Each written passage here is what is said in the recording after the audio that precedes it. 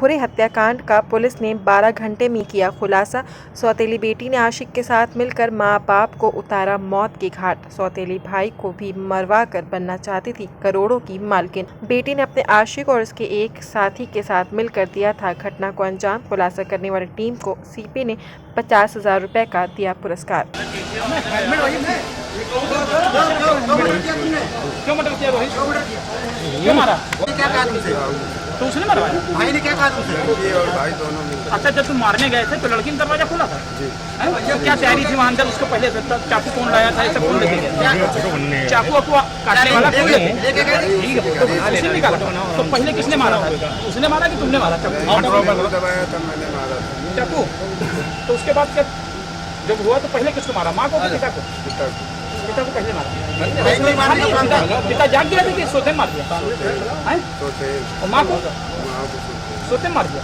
उसको दर्द नहीं हुआ? भाई को कल बर्रा थाना क्षेत्र में जो डबल मर्डर की घटना हुई थी, जिसके अंदर एक बुजुर्ग दंपति को धारदार हथियार से मार दिया गया था। पुलिस तत्काल मौके पर पहुंचे, हमारे वरिष्ठ अधिकारी मौके पर पहुंचे और जब सबसे पूछताछ करी, घटनास्थल का निरीक्षण किया, फॉरेंसिक की टीम गई, तो उसे यही स्पष्ट हुआ था कि ये संभवतः जो घटना घटित हुई है वो परिवार के अंदर ही हुई है। इनिशियली 2 लोगों को, जो लड़का था उसके सालों को नामजद किया गया, जो कि फतेहपुर के रहने वाले थे और उन पे आरोप यह था कि उसका अपना पत्नी से विवाद चल रहा था और इसी के मद्देनज़र उन दोनों जो उसके साले थे उनको नामित किया गया। पुलिस ने अपनी तफ्तीश शुरू करी और पहले ही करीब 1-1.5 घंटे के अंदर ही क्लियर हो गया कि ये नामजदगी गलत है। और उसके पश्चात जब फॉरेंसिक की टीम ने उसकी बेटी से, भाई से सब चीज़ों के बारे में पूछताछ करी तो ये चीज़ निकल कर आई कि इस घटना के पीछे जो मृतक हैं उनकी बेटी का ही हाथ था। मुख्य रूप से जो निकल कर आया उसके अंदर कि उसने अपने जो उसका एक प्रेमी था रोहित उत्तम, उसको उसने बुलवाया था और इससे पहले जो आया था उससे पहले उसने जूस के अंदर कुछ नशीला पदार्थ मिलाकर अपने भाई को और अपने माता पिता को दे दिया था, तो दोनों बेहोश थे। जब दोनों बेहोश हो गए उसके पश्चात उसने उसको दरवाज़ा खोल के बुला लिया और धारदार हथियार से दोनों की हत्या कर दी। जो लड़का था वो ऊपर छत पे सोया हुआ था। इनिशियली इन लोगों की जो तफ्तीश में आया कि इनकी प्लानिंग थी कि शायद लड़के की भी हत्या कर दे, लेकिन चूंकि बगल की छत जो जुड़ी हुई थी वहाँ पे 3-4 लोग सोए हुए थे, तो ये उन्होंने इस विचार को त्याग दिया और उसको जो नशीला पदार्थ था तो उसके अंदर और नशीला पदार्थ देने की कोशिश की गई, जिससे कि वो उससे जाता। उसमें 2-3 पहलू इसको करने का प्रयास किया गया। पहला प्रयास ये किया गया कि तीनों की हत्या कर दी जाए, जिससे कि एक और लूटपाट का एक प्रारूप दिया जाए। दूसरा, जब ये नहीं हुआ तो हमने उसकी जो मोबाइल और वो चीज़ को चेक किया तो उसके अंदर ये भी निकल कर आया कि लड़की ने एक व्हाट्सएप बनाया हुआ था, जिसके अंदर ये उसने स्पष्ट लिखा हुआ था कि उसके मतलब वो माता पिता की तरफ से कि वो आत्महत्या कर रहे हैं क्योंकि उनका लड़के से विवाद हो गया।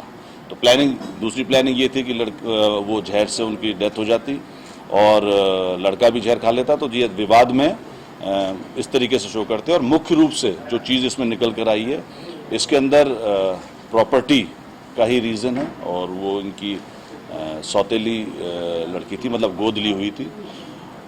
पूरी टीम जो बर्रा की टीम थी और हमारे डीसीपी और अन्य जो क्राइम ब्रांच की टीम थी उनके द्वारा ये कार्य किया गया और घटना को मुश्किल से 12 घंटे से कम के समय में इसको अनावृत किया गया।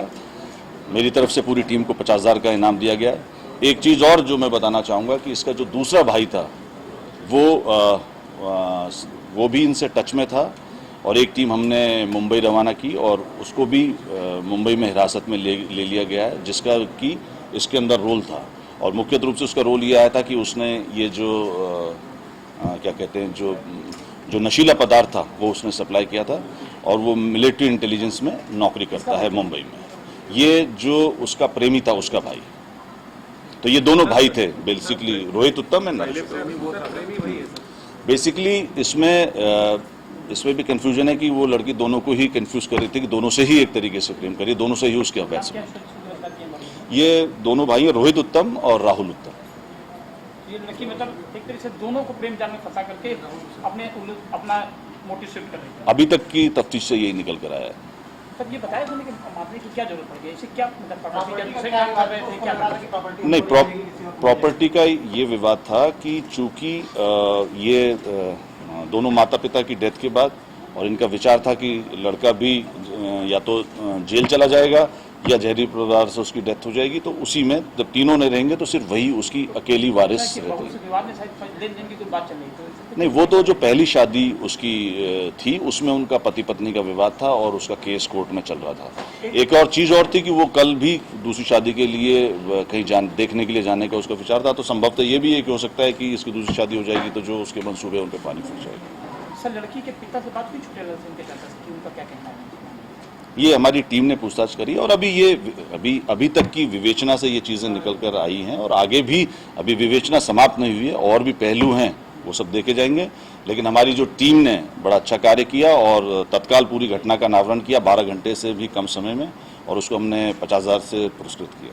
अच्छा, चूंकि घर का ही है जी। आकांक्षा का जो मूल परिवार है यानी राम प्रकाश जी, क्या वो परिवार भी सस्पेक्टेड है या इस मामले में कहीं? देखिए अभी उनका रोल हमारे सामने नहीं आया है, बट इस संभावना से इनकार नहीं किया जा सकता। ये अभी इन्वेस्टिगेट किया जा रहा है ये वाला इशू कि क्या उनका रोल था या नहीं था। क्योंकि शुरू घर में ही क्या इस तरह की समस्या आ रही थी, कैसे वहां तक पहुंचे बेटी को, सर कैसे? इस तरीके से हुआ कि जब हमारी फॉरेंसिक टीम ने जब उसका मोबाइल हमारे उसमें कब्जे में लिया तो उसमें देखा कि जो व्हाट्सएप का लॉग था वो क्लियर कर दिया था, व्हाट्सएप मैसेजेस डिलीटेड थे, और साथ ही साथ में एक मैसेज हमें मिला जो मैं आपको बता रहा था, जिसके अंदर कि वो माता पिता की तरफ से था कि जिसमें उनका जहर लेकर और ये लिखा था कि अब किसी पे आरोप न लगाया जाए। तो उससे पुलिस को ये एक लीड मिली और उसी से फिर पूछताछ की गई तो सारी चीज़ें क्लियर हो गई। आरोपी का बैकग्राउंड क्या रोहित ई रिक्शा चलाता है और उसका जो भाई है वो मिलिट्री इंटेलिजेंस में मुंबई में है पोस्टेड।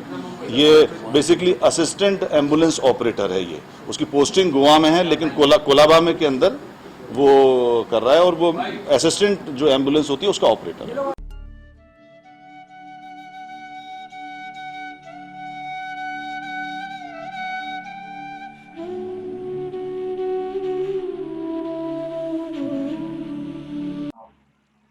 मैं doctor DK Singh, Sushila hospital and research centre, railway station Etawah की ओर से सभी जनपद वासियों को आगामी बकरीद और 15 अगस्त की हार्दिक बधाई देता हूँ।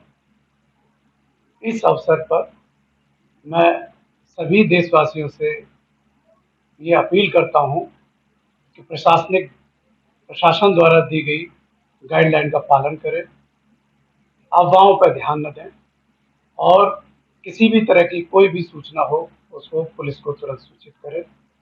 ये त्यौहार हमारे देश में 15 अगस्त, स्वतंत्रता दिवस और बकरीद जो इस हमारे मुस्लिम भाइयों का त्यौहार है, शांतिपूर्ण तरीके से सभी लोग मनाएं और सभी खुश रहें।